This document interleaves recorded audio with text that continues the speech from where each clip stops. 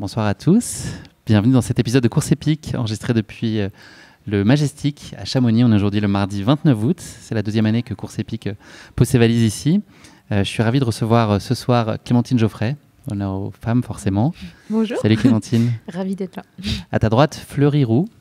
Salut Bonjour. Fleury. C'est un plaisir de te recevoir. Ça fait très longtemps que j'avais envie de t'avoir dans le podcast. Donc, c'est chose faite. Et puis, on prendra le temps d'un épisode aussi plus tard dans l'année, si tu veux bien. Et à ta gauche et donc à ma droite, Sylvain Cachard. Salut Sylvain. Salut, merci de me recevoir. Ça va, t'es ton sur ton avec le décor derrière, là c'est parfait, le bleu oca. Là, avec mon micro. Avec le micro, parfait. C'est du boulot. Hein. Cette semaine s'annonce exceptionnelle pour Course épique avec la mise en place d'une émission quotidienne de mardi à dimanche, enregistrée chaque jour ici au Majestic à Chamonix. Ces épisodes ils seront disponibles comme habituellement en format podcast et aussi en vidéo sur notre chaîne YouTube. Vous le verrez, la programmation de ces épisodes est absolument dingue cette semaine. On en a la preuve déjà avec ce premier numéro avec vous trois. Merci aussi à l'équipe de l'UTMB et puis au Majestic de nous recevoir ici dans un lieu aussi majestique. Elle était facile. On a relevé le velours là, ouais. Sylvain, la hauteur sous plafond et le velours, c'est bon, moi je passe tout sans ce que me baisser, t'aimes, ça. donc c'est bon. On va démarrer cet épisode avec une présentation de chacun de vous trois. Je vais vous présenter. Il y aura une petite erreur qui sera glissée dans la biographie de chacun. Donc, je demanderai aux deux autres de pouvoir identifier quelle serait l'erreur. Alors, Clémentine et Fleury, vous connaissez assez bien. Donc, si jamais vous savez l'un pour l'autre, vous ne soufflez pas, d'accord, hein, vous laissez Sylvain se débrouiller. Est-ce qu'on peut préciser avant nos relations personnelles c'est peut-être utile. Si ça se raconte à cette heure-là, oui. À nos auditeurs et auditrices. Non, mais on est en colocation. Très bien. On se connaît très bien. J'espère qu'on ne se trompera pas. On se supporte au quotidien. Donc, c'est le début de semaine, ça va encore. Ouais, c'est la pression là, dimanche. En fait. Mais je suis sûr qu'il y a des trucs que vous ne savez pas sur moi. On verra. On va le découvrir. Je vais commencer par toi, Clémentine. Tu as 28 ans. Tu as fait tes débuts en kayak à l'âge de 8 ans. Tu as rapidement intégré l'équipe nationale junior, remporté notamment le titre de championne du monde junior en 2011 et ainsi que celui de championne de France junior en 2012. Tu as découvert la course à pied à 23 ans à Varsovie dans le cadre d'un échange universitaire. Nous pouvons pratiquer le kayak. Tu t'es alors lancé dans la course à pied, une décision qui t'a globalement réussi, on peut le dire, jusqu'à maintenant. Là-bas, tu es devenu expert dans la préparation du barks. C'est un potage à la betterave très populaire, un grand classique de la cuisine polonaise, souvent servi avec des croquettes ou des nouilles. Pas le droit de rire, Clémentine. En 2016, tu participes à tes premiers championnats de France et remportes le titre dans la catégorie espoir. Cette saison 2023 est un cru exceptionnel pour toi. Tout le monde l'aura noté avec des victoires majeures. Ta première place au championnat de France de trail court à Montpellier. Première place sur la Sky Race des Matézins, une manche des Sky Runner World Series. Et en point d'orgue, un titre de championne du monde sur le trail court, 42 km à Innsbruck, en Autriche. Voilà, on a eu l'occasion d'en parler dans Course épique déjà ensemble. Et dans un autre registre plus personnel, tu as participé au casting de la Nouvelle Star. Tu as déjà interviewé Ibrahim Malouf et tu as tenu un gîte pendant 2 ans. Voilà. Est-ce qu'il y a quelque chose qui vous choque dans ce que j'ai raconté de Clémentine ? Oui, mais moi je dis rien. Okay. Je pense que c'est un trouvé aussi. Pour avoir expérimenté un peu les talents de cuisinière de Clémentine, je pense pas qu'elle soit experte en quoi que ce soit. Ok, même un œuf à la coque. Non, mais la nouvelle star et tout. Enfin, non, c'était quoi le casting star, ouais, ça, je savais. Ibrahim Malouf, tu savais ? Je sais pas qui c'est, je suis inculte. C'est un trompettiste, hein, c'est ça ? Ok, d'accord. Ouais. Mais ça, j'y crois. J'étais quelqu'un de cultivé et tout. Mais par contre, le potage... non, ça passe pas. Tu as raison. Après, cet hiver, on verra. Mais c'est pas du tout parce que tu as regardé sur mes notes. Non, pas du tout. J'ai pas triché. Franchement, j'ai pas triché. Bravo. Fleur, tu étais d'accord avec moi ? Ouais, c'est bon. Sylvain, toi, tu as 24 ans. Tu termines actuellement des études d'ingénieur à Lyon. C'est bien ça ? Ouais. Tu donnes un indice à tes amis. Tu as découvert la course à pied en montagne en t'amusant à dévaler les pentes à toute vitesse avec ton petit frère. Plus jeune, tu t'es ce qu'on peut appeler un touche-à-tout entre planche à voile, aéromodélisme et danse contemporaine que tu as pratiqué pendant 4 ans. Tout y passe. Poète dans l'âme, tu es même allé en finale d'un concours de poésie au collège en proposant une version rap revisitée agrémentée de beatbox de l'Albatros, un classique de Baudelaire. Tu as commencé les raids multisports à l'âge de 8-9 ans, pris ta première licence d'athlète à 13 ans et participé à ta première compétition en junior à 17 ans. Dès la première année, tu décroches une sélection internationale en équipe de France junior. Tu remportes une médaille de bronze par équipe au championnat du monde de course en montagne. Depuis 2019, tu enchaînes les victoires et tu deviens trailer pro en 2020. En 2022, tu décroches les titres de champion d'Europe de course en montée et en descente et celui de triple champion de France de course en montagne. Et cette année, tu réussis tout autant puisque tu as récemment signé une 4e place sur Sierzinal en Suisse avec le record du meilleur chrono français de l'histoire de la course en 2h34 et 22 secondes. Est-ce qu'il y a quelque chose qui ne va pas ? Ouais, t'as vu ? Est-ce qu'il y a quelque chose qui ne va pas là-dedans? Le poème. Le record français. Non. C'est original. C'est pas possible. Il fait que me clasher. Il faudra s'habituer. Bonne ambiance. On s'aime bien. C'est ça l'esprit trail. C'est le poème, je pense. Ouais, le poème. Mais... Après, il y a de l'aéromodélisme aussi. Ça, je savais pas que tu faisais de l'aéromodélisme. Je savais qu'ils allaient se faire avoir. C'est de l'aéromodélisme? Non. C'est le poème avec le rap et tout. C'est partiellement vrai quand même. Ouais. On l'a enrichi, voilà. mais l'information est en soi vraie. Mais c'était ça le poète truc. dans l'âme. Mais j'ai toujours été poète. Il s'était passé quoi? Non, en gros, c'était un concours de poésie un peu qui mélange poésie et art plastique au collège. Mais il n'y avait pas de truc de rap ni rien. Oui, je me suis dit, le rap, c'est un peu aussi au collège. On a fait une affiche A3 avec des lettres de journal. On a fait un poème trop stylé, puis on a perdu en finale. Et voilà. C'est déjà beau quand même. Médaille d'argent, ça se Le prend. sommet de ma carrière. Fleury, c'est à toi. Tu as 25 ans. Tu as plusieurs diplômes en poche, dont celui de BTS Gestion et Protection de la Nature, licence pro Activité des sports de montagne, une licence de STAPS Entraînement sportif. Depuis 2018, tu es diplômé d'État d'accompagnateur de moyenne montagne. Au quotidien, tu as plusieurs casquettes. Je ne sais pas si elles sont vertes ou pas. C'est déjà pris, ça, je crois. Accompagnateur en montagne, formateur en orientation, caméra runner. Tu t'es notamment fait beaucoup remarquer à Innsbruck, où tu suivais les plus grands talents du trail mondial en allant plus vite qu'eux, ce qui était indécent quand même. Tu as découvert la course d'orientation au collège et tu intègres la section sportive puis le groupe France Cadet à 15 ans.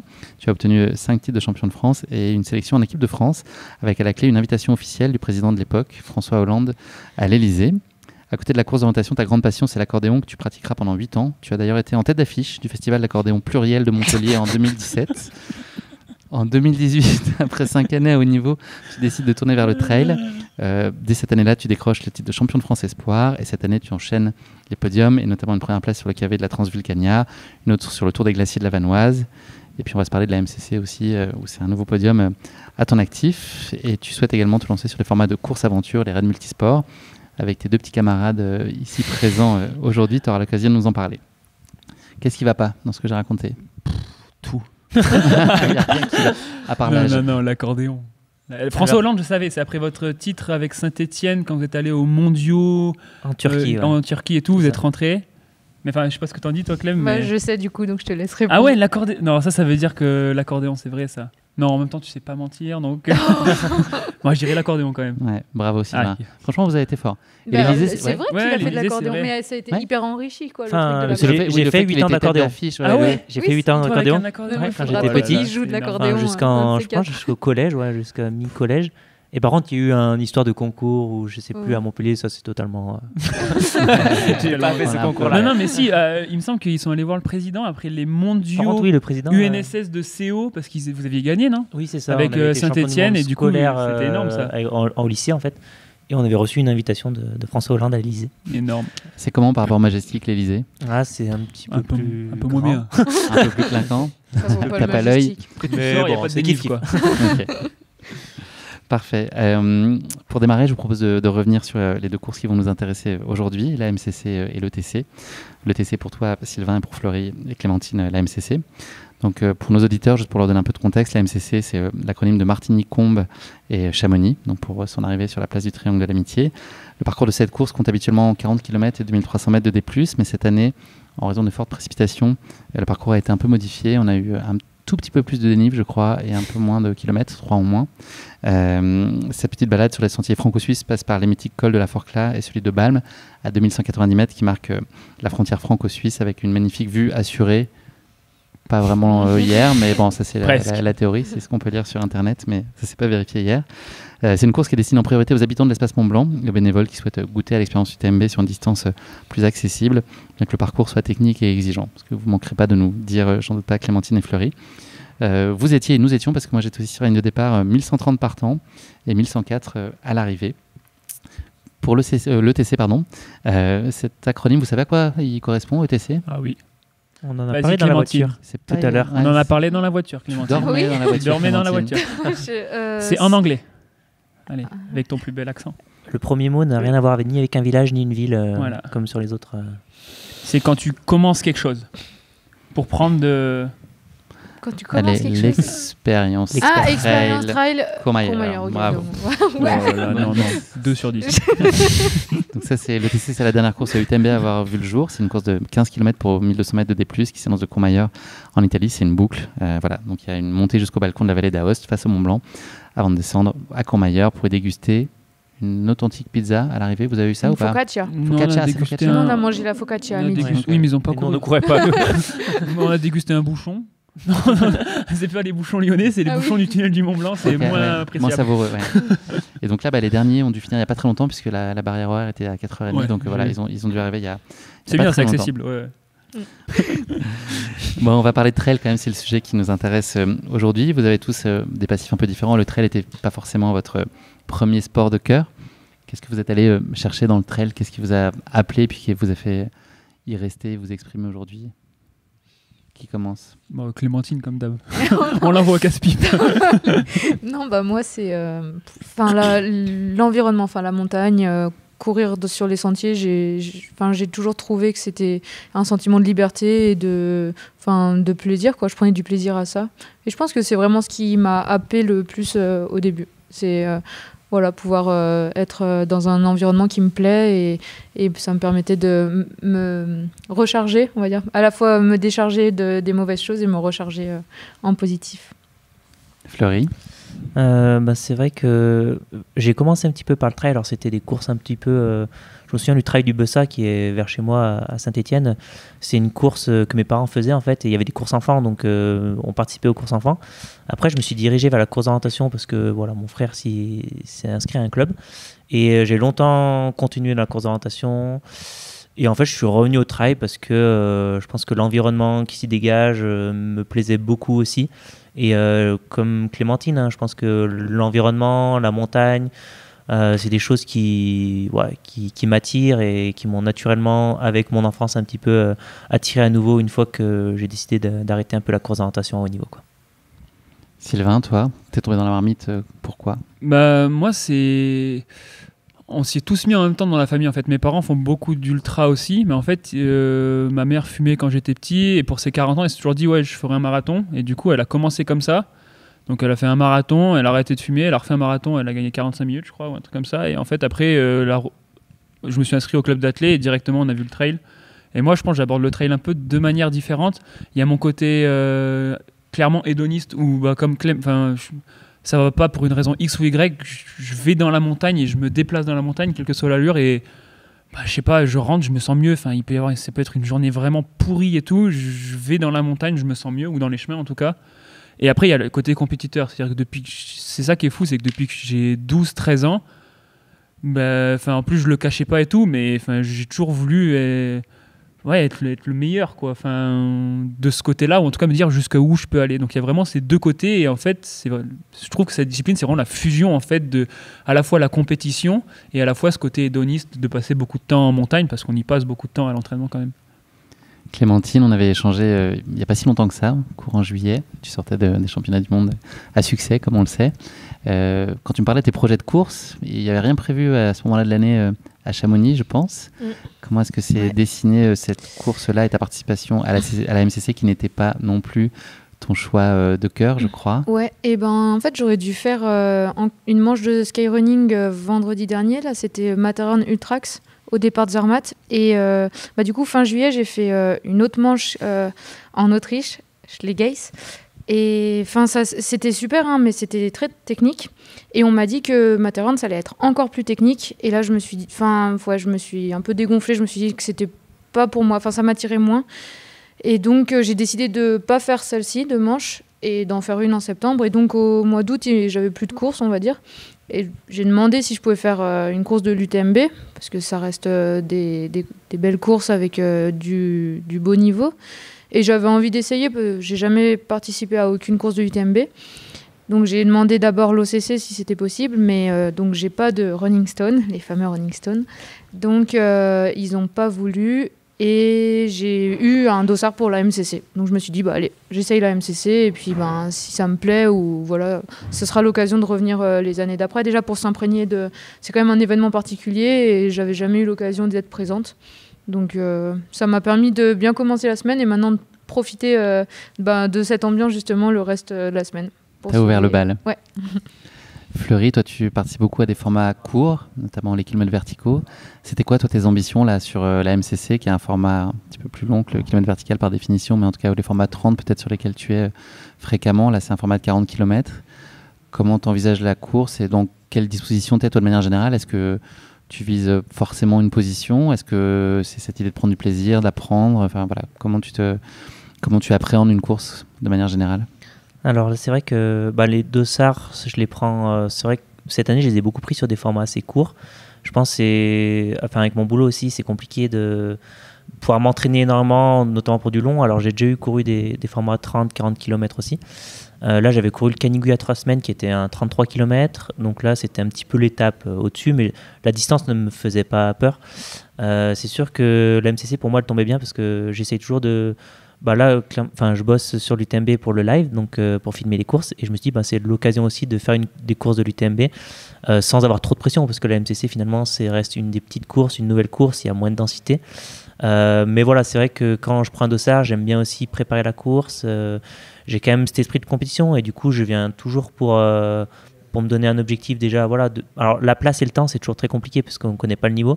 Là, je savais que des coureurs qui ont fini devant moi comme Simon Clovis, de base ils sont meilleurs, ils s'entraînent de manière peut-être plus structurée que moi, et voilà, ils ont plus de qualités qui leur permettent de faire des résultats. Donc Simon Paccard et Clovis, voilà, c'est ça qui font 1 et 2. Donc voilà, moi j'ai fait ma course, je me suis mis dans mon rythme, j'ai essayé de faire ma course à mon niveau, et après là c'est sûr que quand je suis à la bataille, soit pour gagner, soit pour le podium, je m'arrache et j'utilise un petit peu cette concurrence justement pour me surpasser et essayer d'aller chercher un bon résultat, quoi. Tu avais participé déjà 2 fois à la YCC en 2017 et 2018. Quel souvenir tu gardes de ça et de cette ambiance chamonniarde autour du TMB? J'avais adoré l'YCC. Alors nous, on avait le prologue la veille à Chamonix et ensuite la course à Courmayeur. Et je me souviens, le prologue, c'était génial parce qu'on courait tous ensemble. Il y avait une super ambiance à Chamonix dans le centre. Après, le lendemain, j'ai jamais fait une très bonne course à la YCC. Le lendemain, j'étais toujours fatigué. Je faisais toujours un bon prologue et j'étais fatigué le lendemain. Je sais pas, j'avais pas enchaîné les deux. Mais bon, l'ambiance de manière générale, j'aimais bien. Après, c'est sûr que l'YCC, ça restait une petite course qui n'était pas très valorisée à l'époque, en tout cas par l'UTMB. Maintenant, je pense qu'elle prend aussi un petit peu plus d'ampleur. Et j'avais jamais vécu aussi d'arriver à Chamonix comme là sur la MCC. Donc, j'étais content un petit peu de revenir sur l'événement et surtout pouvoir combiner ça un petit peu avec le boulot en fin de semaine, quoi. Sylvain, j'en ai parlé là tout à l'heure. Cirzinal, c'est il n'y a pas très longtemps. Donc, tu as signé une performance remarquable qui a dû prendre pas mal de jus. C'est compliqué d'enchaîner à des dates aussi rapprochées sur un format même court comme celui de l'ETC? Je pense que ça dépend de ses qualités intrinsèques en tant qu'athlète. Pour moi, c'est peut-être un peu compliqué. Après, c'est vrai que j'ai pas eu un enchaînement comme je l'aurais voulu. J'ai eu un peu un ongle incarné qui s'est un peu infecté, donc ça m'a j'ai pas trop pu mettre de basket pendant que 3-4 jours, donc ça passe quand même. Après, c'est vrai que je pense que je suis pas une machine, je suis très sensible à mes émotions, et c'est vrai qu'autant des émotions négatives, j'arrive très bien à les utiliser pour vite rebondir et retourner à l'entraînement, autant des émotions positives, j'ai beaucoup plus de mal, parce qu'en fait je m'en méfie moins, et du coup j'ai beaucoup plus de mal à les gérer. Et c'est vrai qu'après Sierzinal, pour moi c'est une étape. J'ai toujours dit que je voulais courir un jour en moins de 2h30 et que c'était l'objectif d'une carrière de courir en moins de 2h30, mais en tout cas c'était une belle étape. Et ça a été une surprise pour toi? Oui et non, parce que c'était une course après laquelle je courais littéralement pour aller chercher ce chrono, pour réussir à gérer tous les paramètres qui rentrent en compte sur un trail court, alors que moi j'avais plus l'habitude de la course en montagne jusqu'à maintenant. Donc j'étais très content que ça tombe à Sierzinal, parce que pour moi c'est vraiment la course de cœur. Mais voilà, je pense que c'est possible de bien enchaîner. Après, c'est à moi aussi de construire mes saisons. Là, je sais pas si ça peut passer là, mais c'était aussi l'objectif. C'était intéressant pour moi parce que j'ai couru dimanche à Stellina une montée sèche. Et en fait, au-delà de l'ETC, c'était aussi surtout tester d'enchaîner une course en montée sèche, un jour de repos, une course en montée-descente. Donc en oubliant un peu le fait qu'il y ait Sierzinal ou quoi avec, peut-être que je l'ai payé, mais en fait tout simplement parce que sur les formats des grands championnats, que ce soit championnat d'Europe, championnat du monde, en course en montagne, justement c'est une montée sèche, 1 ou 2 jours de repos et une montée-descente. Et autant j'ai déjà fait et je sais bien enchaîner une montée sèche et le lendemain une montée descente, et je sais que ça me stimule, que d'un point de vue hormonal, d'un point de vue physique, musculaire, ça passe pas du tout de soucis. Et autant là je voulais tester. Bon, il faudra voir à froid un peu les conclusions que j'en tire, mais voilà, c'était aussi pour ça que je voulais faire cet enchaînement. Mais je pense que c'est possible, mais que je l'ai mal géré, ouais.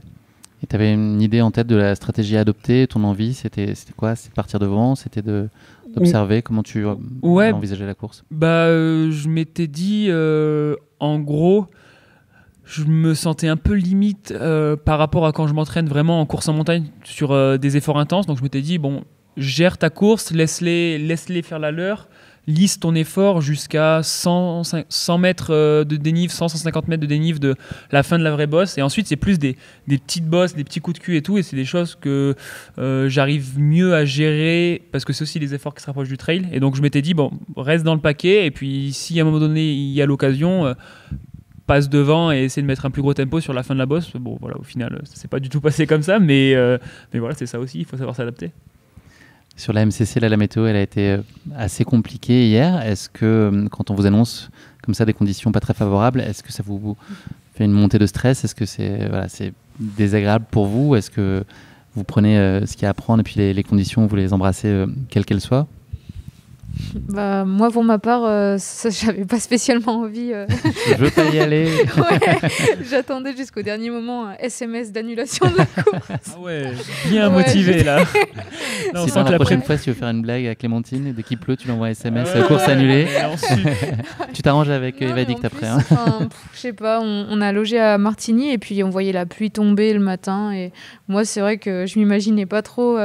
Dans ce plan grand froid, là, on commençait à s'habiller et tout ça.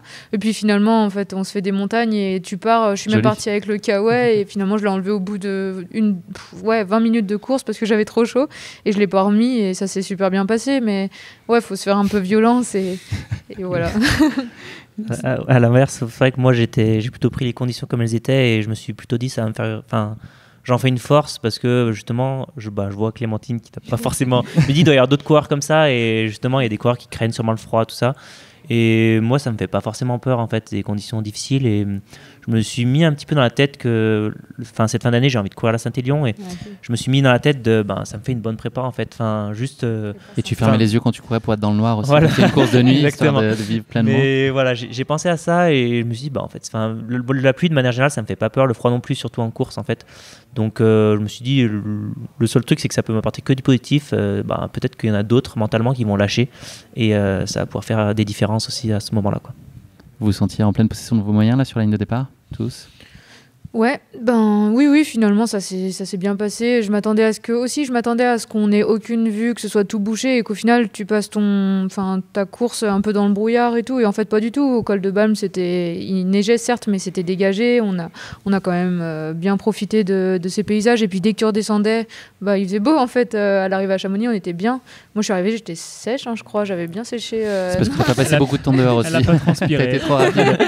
Trop facile. Rajoutez-moi des kilomètres. Du coup, ouais, non, franchement, moi, je me sentais bien.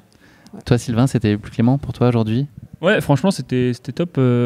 Super météo. Moi, je préfère largement cette météo-là que même je préfère qu'il pleuve, qu'il fasse grosse canicule. Parce que la chaleur, c'est quand même super compliqué à gérer. Donc, ouais, sur la ligne de départ, j'étais curieux. En fait, c'est toujours ça. J'ai toujours l'impression de me mettre dans une éprouvette et de me dire ça va donner quoi. Ça va donner quoi. Je vois vraiment le sport comme ça, quoi. C'est un coup, tu sors un truc énorme de l'éprouvette et un coup, tu sors une vieille flasque là. Tu dis allez, on va le mettre dans le lit. Clémentine, toi, compte tenu de tes talents de descendeuse, la météo, le fait que les conditions soient très humides, ça change quelque chose? Est-ce que ça te pénalise dans ton élan, dans les descentes et dans le rythme que tu peux y mettre? Est-ce que tu appréhendes plus les rochers qui pourraient glisser ou ça change pas grand-chose et tu vas avec la même envie? Pour le coup, non, ça m'a pas pénalisé. Je pense même que ça m'a avantagé du coup parce que peut-être certains ont été pénalisés par ça. Et en plus, j'avais une super accroche. Enfin, j'ai pas glissé. Non, mais c'est. Elle est forte en marketing quand même. Voilà. Quels sont tes produits qui te permettent de si bien accrocher les elles ont un bon grip et tout. Ça a l'air énorme. Tout ça disponible pour la somme de. Et j'en ai vu se casser la figure devant moi d'ailleurs. Et enfin, non, moi ça s'est bien passé. Qui eux ne portaient pas le modèle. Exactement. On va parler de la course. On va commencer par toi, Clémentine. Ta MCC, c'est parti fort. Ouais, je suis peut-être partie un peu fort, ça c'est vrai. Et je me suis fait d'ailleurs remonter parce que j'ai un peu coincé dans la première montée, dans la bosse. Je me suis fait remonter par l'Espagnole. Et donc on bascule ensemble. Ouais. On bascule ensemble au col et justement, première descente, là, elle pêche plus que moi, donc là, je descends. Et je l'ai pas revue après, j'étais mieux dans la deuxième montée du col de Balme. Et derrière, j'ai essayé de bien envoyer en descente.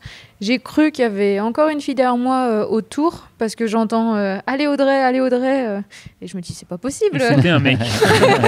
Non, mais je me disais, là, j'ai quand même bien donné. Et s'il y a quelqu'un, il y a quelqu'un. Mais je m'attendais pas à ça. Ça te surprenait, ouais, ça me surprenait. Du coup, j'ai essayé d'en remettre un peu. Et mais du coup, finalement. On te donnait pas les écarts, t'avais pas d'idée? Non, j'ai eu aucun écart à aucun moment. Et du coup. J'ai poursuivi mon effort jusqu'au bout. Je me suis vraiment donnée jusqu'au bout et je me suis mise dans le mal quand même. À l'arrivée, j'avais le bide un peu en vrac et mais je suis contente du coup. Oui, c'est ce que j'avais demandé. T'aimes bien finalement quand il y a un peu cette tension qui t'oblige à être très engagé tout le temps ou quitte à choisir, tu préfères une course où tu sais que tu as sécurisé ta place tôt? Là, justement, l'état d'esprit de base sur la ligne de départ, c'était pas le plus favorable à me donner à 400%. Et finalement, en course, j'ai été poussée un peu dans mes retranchements et du coup, jusqu'au bout, j'ai quand même tout donné. Et donc, finalement, je trouve que c'est une course vraiment pleine et je m'en resservirai pour la suite. À chaque fois, c'est une super expérience et du coup, je la garde. C'est une bonne éprouvette cette fois. Donc je le dis maintenant, avant d'oublier de le dire aux auditeurs, tu as donc gagné à la MCC. Fleury, à ton tour, donc tu étais sur la même course. Comment ça s'est passé pour toi? Eh bien, on est parti, il y avait une assez bonne densité au départ, en tout cas autour de notre niveau, quoi. On est passé à 4 au col de la Forclaz, avec Clovis et je connais plus le nom des deux autres qui ont fini un peu plus loin derrière dans la course. Et donc voilà, on a fait toute la première montée. Moi, je suis vraiment monté à mon rythme. On avait un bon rythme puisqu'on passe sur les mêmes allures que les autres coureurs les autres années, quoi. Donc on était plutôt bien. Ensuite, je me fais distancer dans la première descente. Contrairement à Clémentine, Pourquoi j'avais des chaussures un peu usées, enfin trop usées en fait. Quelle était la marque de tes chaussures? Je pense qu'elles avaient, les crampons étaient trop usés. Et, en fait, j'avais pas d'accroche. Donc j'ai un peu glissé. Je lâche 20-30 secondes en fait par rapport au groupe de tête. Et derrière, je vois Simon Pacard qu'on avait lâché un peu dans la première montée qui revient donc au pied du col de Balme. Et derrière, devant en tout cas, ils ont fait leur course, Clovis, tout ça. Ils sont partis et moi j'ai fait une longue montée au col de Balme avec Simon. Et à la fin de la montée, j'étais mieux en bosse que lui, je le savais parce qu'à la Forclaz, déjà il était un peu derrière. Donc j'ai pris mon rythme encore une fois au col de Balme à la fin. Et je le lâche et en fait, je me retrouve rapidement près du podium, autour de la 3-4e place. Et après, Simon, son gros point fort, c'est qu'il descendait très bien. Et donc, il m'est revenu dessus dans la descente et on a fait une partie de la descente ensemble. On est quasiment recollé en fait parce que le tour, alors je crois qu'on était kilomètre 22 ou 23, on a quasiment recollé à Clovis et je crois que c'était Louis le nom. C'est ça, Louis Théron, je crois. Ouais, peut-être Louis, ouais, c'est ça, ouais. Et du coup, en fait, je me suis fait quand même un petit peu distancer en bas de la descente, mais du coup, ils étaient 3. Et moi, je passe au tour, j'étais 4e à 20 secondes. Mais je commençais déjà à avoir un peu mal aux ampoules. Alors, en fait, j'ai couru une course, le Canigou, il y a 3 semaines, et j'ai perdu toute la peau sous mes talons. À cause de... Ça va être très agréable, ça. Et du coup, j'avais encore de la peau un peu sensible. T'en restais un peu... la peau s'est refaite, mais je sentais vraiment en descente les cailloux, tout ça. Donc, j'avais une peau très sensible, donc j'avais du mal vraiment à engager en descente. Et là, tu vas aller chercher le podium à ce moment-là? Ouais, je me dis, allez, c'est encore possible, ça peut craquer devant. On arrive à Argentière, je vois les gars sortir du ravito. Alors, je vois surtout le 3e, Louis. Du coup, je me suis dit, Clovis et Simon, ils font leur course devant, ils partent, ils sont plus forts, quoi. Et moi, je reviens sur la 3e place, je me dis, allez, tu vas chercher le podium, donc je me bats pour ça. Et en fait, à 5 km de l'arrivée, je vois en fait Clovis et Simon à 20 secondes devant moi. Et je me dis, ah putain, tu peux gagner, allez, va chercher la victoire. Donc j'essaie de me faire mal, mais là, j'ai fait un peu une erreur, mais ça, c'est un peu mon point faible aussi, c'est la nutrition, je pense, en course. C'est que j'avais pas assez pris de gel. En fait, déjà, j'ai pas beaucoup bu pendant la course, j'ai bu que 1 litre, 1 litre 2, parce que j'ai repli légèrement un ravito, mais sur 3h20 de course, boire 1 litre, c'est quand même très peu. Et tu t'arrêtes pas au ravito, j'imagine? Non, du coup, je me suis arrêté un peu à celui d'Argentière pour boire un petit peu, mais parce que j'avais plus d'eau. Mais le solide et tout ça, tu l'emportes avec toi Ouais, j'avais pris des gels, mais en fait, j'avais plus assez de gel. Franchement, j'avais plus assez de gel. J'aurais voulu manger plus, et j'ai pas pu. Et du coup, j'ai coincé un petit peu quand même sur la fin. Et je me fais reprendre 1 minute à peu près sur la fin de course. Et d'ailleurs, j'étais juste content sur les derniers kilomètres, tout plat, de garder. Je les voyais au loin en fait, mais je voyais Clovis surtout, il avait 30 secondes d'avance, mais c'était impossible pour moi de revenir. Et je me suis, 3e, j'étais vraiment content de garder cette 3e place, ce podium. Donc je me suis vraiment satisfait de ça. Et puis je suis vraiment content du chrono aussi, puisque 3h22. Ouais, 3h22, donc pas si loin de Simon et Clovis finalement. Et quand j'avais regardé le nouveau parcours, j'avais estimé pouvoir mettre 3h30 dans un très bon jour. Et là, je mets 3h22, donc voilà, après, à mon niveau, ça reste une super course et peut-être une des meilleures de ma saison. Je sais pas trop, c'est difficile de dire, mais je suis vraiment satisfait. Le parcours, globalement, vous en avez pensé quoi ? Non, il était chouette vraiment. Juste la première montée, c'est vrai qu'on est le long de la route, donc au final, peut-être pas un grand intérêt avec cette proximité de la route, mais sinon, il était exigeant, hein, il était complet, je trouve. Pas spécialement technique, mais par contre, physiologiquement, il fallait être capable de monter fort et de descendre fort, parce que là, une fois en haut du col de Balme, tu as quand même 20, il te reste encore plus de 20 km, donc c'est long, hein, la fin est longue. C'est que de la descente. Au début, c'est un peu trop qui est- boss, Ouais, boss, il reste c'est 300 ça mètres de qui est D+, exigeant derrière. J'ai trouvé la fin du coup Oui. très dure en fait finalement. Je m'attendais pas. Enfin les remontées en fait elles faisaient mal et comme on était au taquet quoi, la moindre remontée de fois de 20-30 mètres de dénivelé en fait elle faisait mal. Surtout qu'on avait enregistré sur le profil une remontée de 100 mètres à la fin, mais en fait il y en avait quand même Il y en a une deux. qui est cachée aussi. Ouais. En fait c'est ça, il y Vers avait le des petites cachées. 28-29, là, on l'avait pas trop vu. Voilà, là. c'est ça, exactement. Et justement, moi, je pensais qu'elle était passée, celle-là, donc je me dis, allez, full descente maintenant. Et non, en Pochette fait, surprise. c'était dur. Sylvain, toi, tu as pour habitude de finir en croix sur les lignes d'arrivée, en tout cas d'être au maximum de ton engagement. Est-ce que ça a été le cas aujourd'hui ? C'était comment ton ETC ?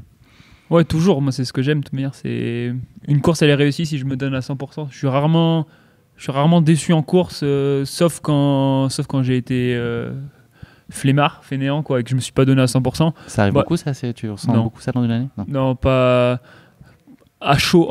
Tu as toujours l'impression d'être donné à 100%. Après, tu réfléchis, tu te fais mais là, en fait, j'aurais peut-être pu, parce qu'on oublie la douleur, en fait. Mais voilà, moi, je suis hyper content parce que c'est vraiment l'idéal auquel après auquel j'aspire, c'est toujours me donner à 100%. Je me dis, en fait, les objectifs que tu t'es fixés dans ta carrière, si tu te donnes toutes les opportunités que tu as d'avoir des dossards, si tu te donnes à 100%, forcément, tu vas atteindre tes rêves, en fait. Il y a des jours, oui, ce sera 1 jour, 2 jours, 3 jours, 1 an, 2 ans, peut-être tu seras dans le mal, mais il y a un moment donné, si tu te sens à 100%, que les planètes sont alignées et tu feras un gros truc.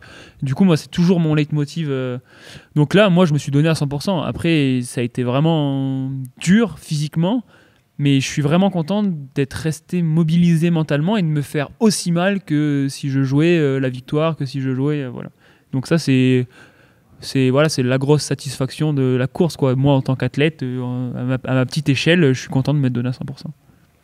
Tu dis, c'est une citation LinkedIn, c'est rare de parler de citation LinkedIn. Je ne sais pas si je la lis ou je l'exprime. En gros, ce que tu racontes, c'est que ton objectif pour toi, c'est de sacrifier aucun de tes rêves, en fait, de ne pas avoir à choisir entre ta carrière de sportif et puis tes études de haut niveau. C'est un combat de réussir à faire ça. Est-ce que tu arrives à t'y tenir ? Est-ce qu'il y a des choses sur lesquelles il faut renoncer malgré tout, auxquelles il faut renoncer ? Ouais, ça a été vraiment un combat tout au long de ma scolarité. En fait, ce double projet, en fait, pour moi, il commence à la fin du collège, quand je faisais des crosses régionaux, etc., et que je suis parti en sport-études. À 14 ans, je suis parti de chez mes parents en Lozère, et voilà, j'ai rencontré mon deuxième entraîneur, et qui fait un de ceux qui fait que je suis l'athlète épanoui que je suis aujourd'hui. Et c'est toujours compliqué, en fait, parce que on demande à des personnes qui sont en dehors du milieu sportif et dans le milieu professionnel de comprendre nos absences, nos baisses de rythme, nos baisses de motivation, nos baisses de régime, mais aussi à l'inverse des gros ups qu'on peut avoir aussi. Je pense que le sport, c'est vraiment quelque chose le sport de haut niveau en plus, qui amplifie vraiment toutes les émotions, et donc ça peut être très bas, très haut. Et moi, ça a été vraiment un combat.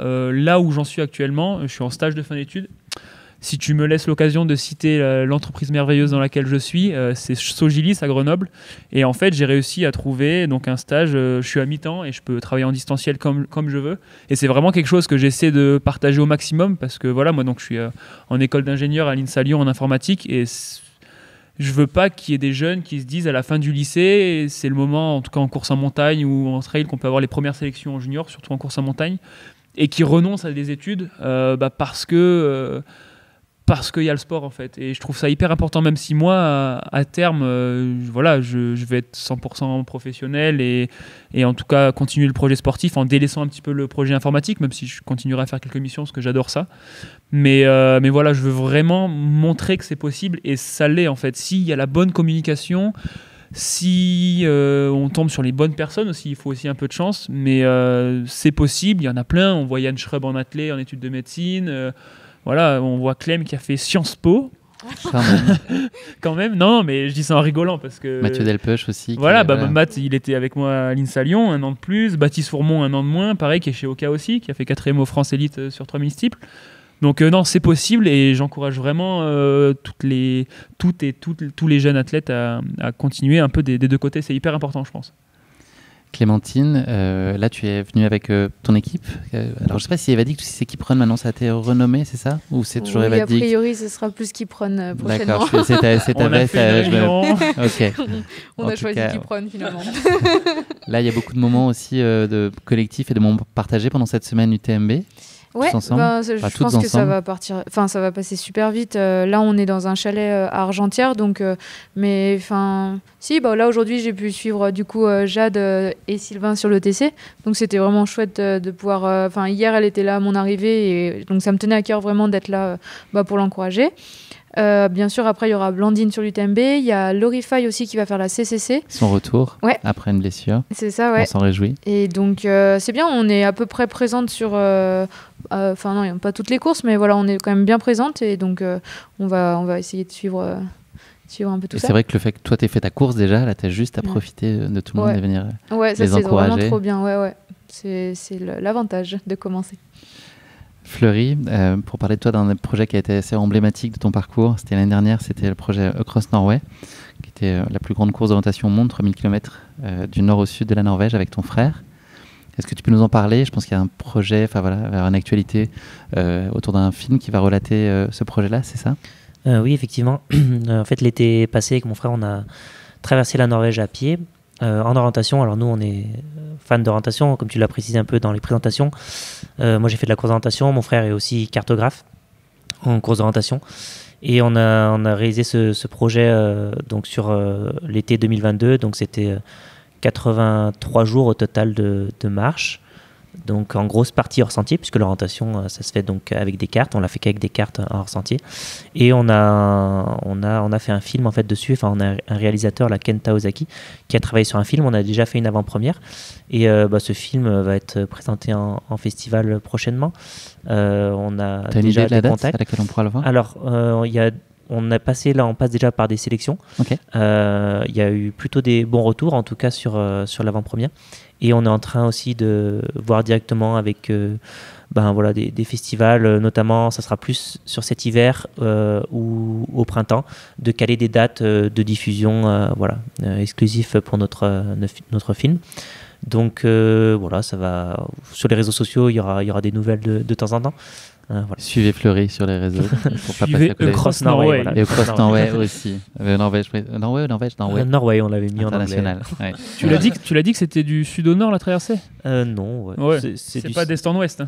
Oui, c'est du sud au nord, du coup c'est assez long en fait la Norvège. C'est 2800 km. Quelle place toi tu penses laisser à la course d'orientation là dans les mois et années à venir? Est-ce que par rapport au trail et tout ça, est-ce qu'il y a des choix à faire? Est-ce que tout ça va coexister? Moi j'ai déjà un peu tiré une croix sur le haut niveau en orientation. Hein. C'est une discipline qui est exigeante parce que ça demande un entraînement particulier parce qu'il faut s'entraîner sur carte. Donc dans l'idée il faut rejoindre un pôle et en fait en France c'est très compliqué de vivre de ce sport puisqu'il est très peu médiatisé déjà, et que la fédération est assez petite, hein, il y a 10 000 licenciés. Alors c'est un sport de niveau parce qu'il y a quand même des championnats du monde, c'est très bien fédéré, et puis c'est des athlètes de haut niveau, on leur envoie... J'ai l'exemple de Frédéric Tranchant, par exemple, qui a déjà fait des grandes performances, ou François Gonon, l'ancien record français de Cerzinal, qui avait réalisé une 4e place et en 2h34 sur Cerzinal aussi. Judith aussi. Judith, ouais. Il y a Mark Lowenstein, il y a Tove Alexandersson qui a fait 2e du championnat du monde de course en montagne cette année à Innsbruck. Fait que, en tout cas, l'orientation, c'est vrai que le haut niveau, c'est compliqué. Mais de manière générale, moi, j'avais arrêté l'orientation à haut niveau puisque le haut niveau ne m'intéressait pas forcément dans toutes les contraintes que ça pouvait imposer. Je continue, par contre, ça reste une passion pour moi, l'orientation. Donc, à travers ce projet ou à travers mon boulot, puisque je suis aussi formateur en orientation pour les futurs accompagnateurs en montagne, voilà, ça reste une passion et moi, je prends toujours plaisir à orienter, à aller sur des courses avec mon club pour les championnats de France, etc. Je m'investis encore un petit peu dans la pratique, mais pas avec un objectif de performance. On en a parlé il y a quelques semaines, Clémentine, sans savoir qu'on allait se retrouver tous les quatre quelques semaines après. Vous avez un projet commun au mois de septembre. Est-ce que vous pouvez nous en parler? Sylvain, tu veux nous raconter peut-être ce qui vous attend? On va faire un enfant. Ouais, garde partagée, comment ça va se passer? Non, on va faire un truc un peu fou pour moi. Alors, dans le trail, c'est assez commun, c'est faire 20 heures d'effort d'affilée. Mais là, en fait, c'est le RIF, ça s'appelle Raid in France. C'est le format court, donc c'est pour ça que ça fait que 20 heures. C'est fou de dire ça, hein, mais je sais pas du tout comment ça va se passer. Non, et c'est les championnats d'Europe et les championnats de France aussi, fin septembre, début octobre, à Tence, en Haute-Loire. Et donc en fait, c'est parti d'un projet de base, on devait le faire l'année dernière.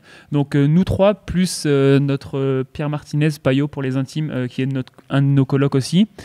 Et donc ça se fait par 4, on reste toujours tous les 4, c'est pas un relais, avec plusieurs disciplines, le tout en orientation. Donc en gros, il y a du VTT, de la progression à pied, donc du trail, ça dépend si on court ou pas, du packraft, donc en gros c'est de la navigation sur un bateau gonflable, et puis de la natation, un fleuri. C'est ton maillon faible? En 7 ans, il va apprendre à nager. La bouée canard, ça marche ou pas? On a le droit, oui, on a le droit à la bouée, et je pense qu'on va la prendre. Il va falloir quelque chose pour m'aider. Non, et donc c'est ça, et donc c'est aussi de nuit, enfin départ 6h du matin, c'est prévu 18h pour les premiers, donc on fera une bonne partie de nuit aussi, et je pense que ça va être une aventure énorme, parce que c'est vrai que nous en trail, on a toujours l'habitude d'être seul. Moi, j'ai fait beaucoup de raids. Les premières compétitions que j'ai fait, c'était du raid. Et en fait, j'adore ce côté ensemble. Vraiment, ça motive, ça transcende. Et alors, de le faire entre potes, entre colocs et tout, je sais pas si à la fin, on va rompre le bail et prendre des apparts séparés. Ou si. Non, mais je pense que ça va trop bien se passer. Rupture conventionnelle d'amitié. Ouais. Non, mais je pense qu'on est vraiment tous sur la même longueur d'onde. On aime déconner, mais surtout aussi, on est compétiteurs. Donc, ça va être trop bien, franchement. J'ai un dernier petit jeu à vous proposer avant les 2 dernières questions du podcast. Je vais vous mettre à contribution. Clémentine, tu connais, c'est le questionnaire de Proust. Oui. Donc, je vais demander à chacun de lire une question et de la poser à son voisin de gauche. Donc, Sylvain, tu poseras ta question à Fleury. Fleury, je te laisse ouvrir le bal et tu pioches. Je suis pas sûr que ça intéresse les auditeurs. Alors, Fleury, si tu veux lire la question dans le micro. Et c'est pour Clémentine. Donc, c'est pour Clémentine. Occupation favorite quand tu ne cours pas? Quand je ne cours pas, j'aime favorite. Non, j'aime lire, mais un bon livre. Enfin, tu vas te moquer de moi parce que je lis très lentement, mais j'aime bien lire un bon livre. C'est super agréable. Voilà. Un livre par an, c'est ça ton rythme? Ouais, c'est pas loin de ça. Mais... Elle court beaucoup, quoi. Elle court beaucoup. Voilà, parfait. On va dire que lecture. Alors Clémentine pour Sylvain. Non, pas celle-là. Elle est hyper dure. Attention. Lorsque tu te sens triste, qu'aimes-tu faire? Ouais. Lire un livre? Non. Avec Clémentine? Ouais. Non, j'écoute des chansons de rap. Ok. J'adore. Je trouve que le parallèle entre la chanson et le sport, enfin, et le rap et le sport, c'est... Mais pas des raps de bourrin, tu vois, des vrais raps de paroles. Sensible comme toi. Ouais, c'est ça. Et raffiné. Non, mais ouais, alors je suis pas raffiné, mais non, ni subtil. Non, mais des bons raps à paroles, un peu, c'est la poésie du 21e siècle, moi, je trouve. Parfait. C'est beau. J'aurais presque envie d'arrêter l'épisode là-dessus, tellement c'est bien dit. Je risque de foirer la réponse. Sylvain, c'est à toi pour Allez. Fleury. Allez.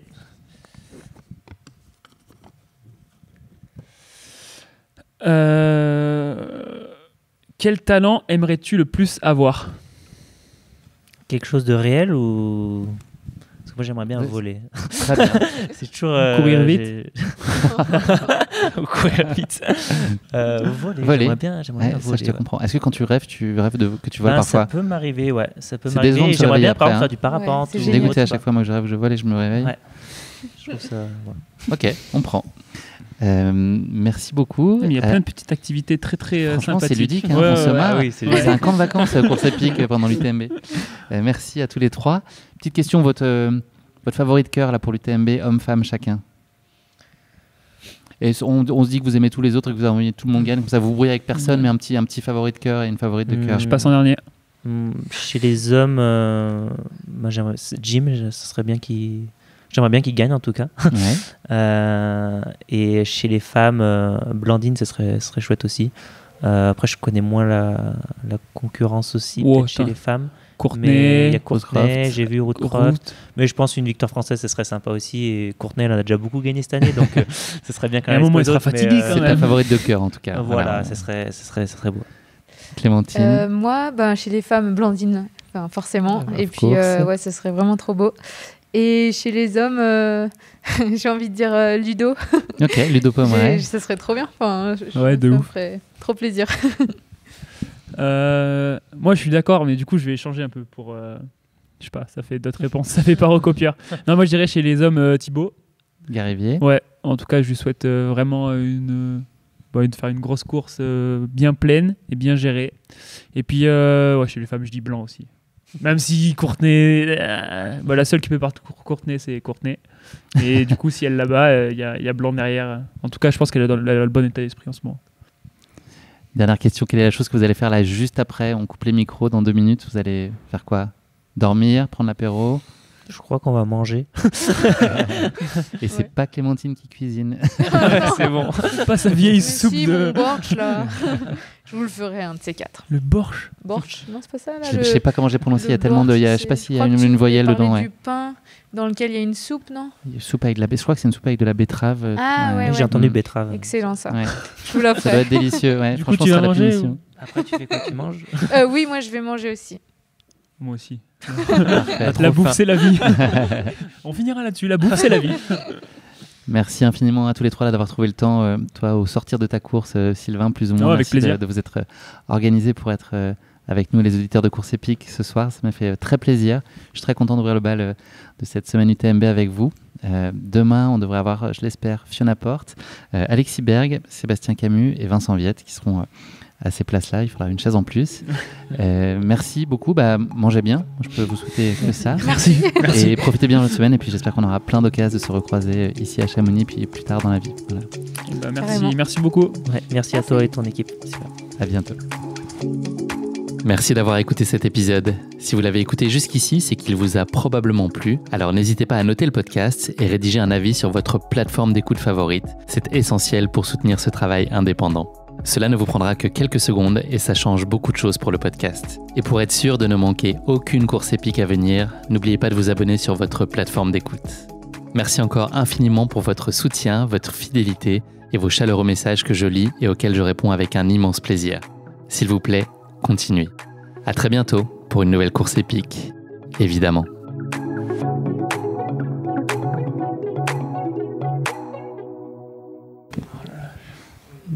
Ok, je vais démarrer dans 5 secondes. Et si c'est 6 secondes, c'est pas grave? Ah merde, il faut vraiment que ce soit... C'est pire que le départ de l'ETC. Coucou.